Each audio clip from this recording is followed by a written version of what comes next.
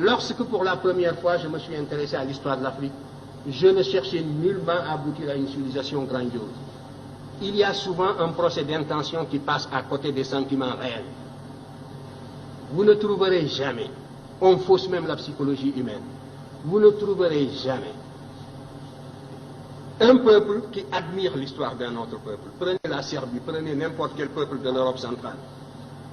Ce que le peuple de l'Europe centrale voudrait, c'est de refaire le chemin humble que ses ancêtres ont suivi, de retrouver le lien conducteur, le fil ténu qui le lie à ses ancêtres les plus lointains, quel que soit le caractère humble de l'expérience que ces peuples ont vécu, que ces ancêtres ont vécu.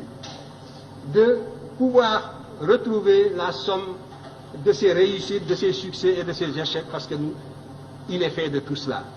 De la même façon, ce qui m'intéressait, c'était de remonter l'Afrique. Moi, quand je m'occupais d'histoire, nous étions presque une génération spontanée.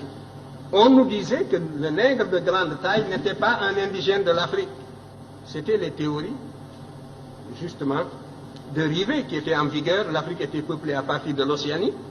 Donc, le noir que vous êtes et moi, nous sommes des occupants.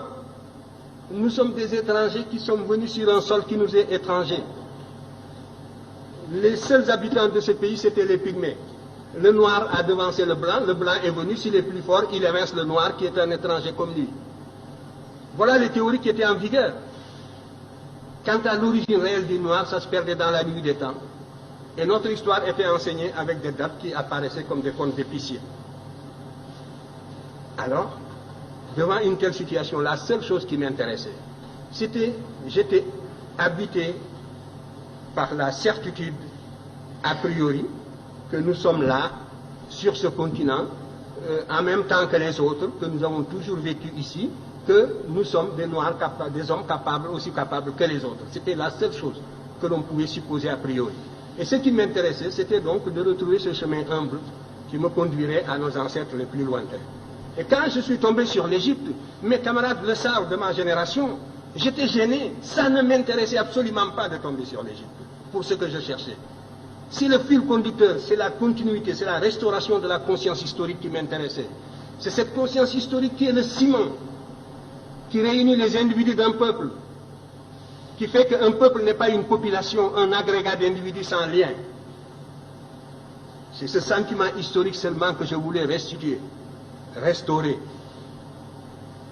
Et je ne peux pas non plus, en aboutissant à l'Égypte, falsifier l'histoire par complaisance pour être dans le vraisemblable du moment. C'était tout. Alors, on me demande... Oui, le motif de déplacement, les migrations, vous savez, les migrations, il y a toujours une pression matérielle, soit des intempéries, phénomènes climatiques, sécheresse comme au Sahara, voilà, nous le savons. J'ai identifié plusieurs voies de migration. Le Sahara, à partir de moins 7000, j'ai établi des datations au C14, qui nous donnent un Sahara qui commence à se désertifier vers moins 7000, même, j'ai trouvé même des dates de moins 8000. Donc, à partir de là, le Sahara se désertifie. Les populations qui étaient plus au nord sont montées vers l'Afrique du Nord. Et les Noirs qui sont en Afrique du Nord, ce ne sont pas seulement des Noirs qui sont allés là-bas du fait de l'esclavage du Moyen-Âge. Ils font partie aussi d'une source très ancienne. Et les populations qui étaient plus au sud sont descendues. C'est les Proto-Wangara qui sont descendus vers le sud, d'autres sont allés vers l'est. Donc, il y a là une cause climatique de déplacement de peuples. Je vous ai dit que les déplacements se font à la petite semaine. Il y a 2400 ans, ce qu'on appelle la dernière période humide, où toute l'Afrique était couverte de prés herbeuses. Donc, on pouvait se déplacer depuis la vallée du Nil jusqu'à l'océan Atlantique en marchant derrière des troupeaux. Par conséquent, là aussi, il y a une voie de migration. Maintenant, il y a la corrélation également entre des événements intérieurs et des événements extérieurs. Il est certain que le sac de Thèbes par les Assyriens